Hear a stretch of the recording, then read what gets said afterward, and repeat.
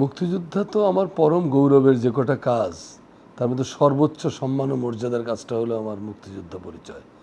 কিন্তু এই পরিচয় দিয়ে ভিক্ষা করে বেড়ানো বা লোকের কাছ থেকে কোনো বিশেষ সুবিধা আদায় করা এগুলো আমার পছন্দ না। আর তাছাড়া গত 15-16 বছরে এই মুক্তিযুদ্ধের নামে, মুক্তিযুদ্ধের চেতনার নামে যে পরিমাণ অনাচার, ব্যভিচার, অত্যাচার হয়েছে, মানে অন্যায্য কাজকর্ম হয়েছে, সেগুলো তো আমার রুচিতে বেঁধেছে। এইসব কারণে এটাকে খুব বেশি হাইলাইট করিনি, কারণ এটা তো আমার গৌরবের জিনিস, আমার আত্মার ভেতরে আমি লালন করি। আরেকটা বিষয় হলো যে 71 সালের পরে যখন আমরা যুদ্ধতে ফিরলাম, তখন আসলে সমস্যাটা, এবং আমরা কি ভেবেছিলাম, আমরা ভেবেছিলাম যে যুদ্ধ করে দেশ স্বাধীন করেছেন, দেশটা নির্মাণের দায়িত্ব হলো রাজনীতিবিদদের, শেখ মুজিবের বা XYZ-এর। কিন্তু কয়েক মাসের মধ্যে আমরা ফিল করলাম যে দেশ পাকিস্তানে যেরকম ছিল ওরকমই আছে, বরং পাকিস্তান আমলে টুকটাক একটু আইনের শাসন ছিল, এখন ওটাও নাই। আইনের শাসন বলে কোনো শাসন ছিল না, পুরোটাই ছিল মুজিবীয় শাসন। এইটার প্রতিবাদ করে আমরা অনেক মুক্তিযুদ্ধের সার্টিফিকেট ছিঁড়ে ফেলছিলাম আমরা, যে এটা কি দরকার, এরকম দেশের জন্য যুদ্ধ করেছিলাম। টেট্রনের এক গজ কাপড় কেনার জন্য যে এমপির কাছ থেকে লিখিত নিয়ে আসতে হতো পারমিশন, রেশন সিস্টেম। আমি এই 1-2 গজ কাপড় কেনার জন্য মুক্তিযুদ্ধের লাইনে দাঁড়ায় কাপড়টা কিনতে হবে আমাকে।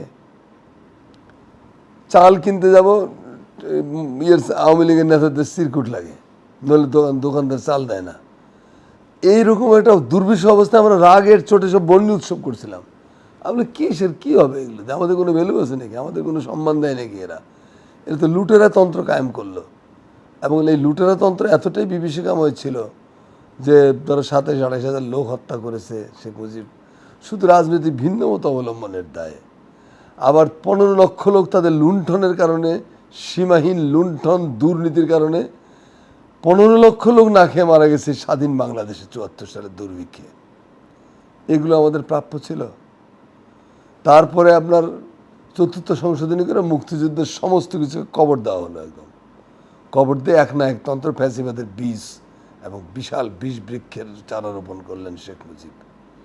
তো এইসব কারণে আমরা মানে এক ধরনের বিতৃষ্ণা জন্মাইছিল যে কেন যুদ্ধ করতে গিয়েছিলাম, এরকম দানবতন্ত্রের জন্য, এরকম হিংস্রতার জন্য। আর গত 15 বছরে যা দেখছি, এটা তো নিন্দা করার ভাষা নেই। সারা বাংলাদেশ বিস্ময়ে স্তম্ভিত হয়ে গেছিল যে মুক্তিযুদ্ধের নামে, গণতন্ত্রের নামে তারা কোন দানবকে ক্ষমতায় বসিয়েছে, এবং এই দানবকে পরিপুষ্ট করেছে ইন্ডিয়ার শাসক গোষ্ঠীরা।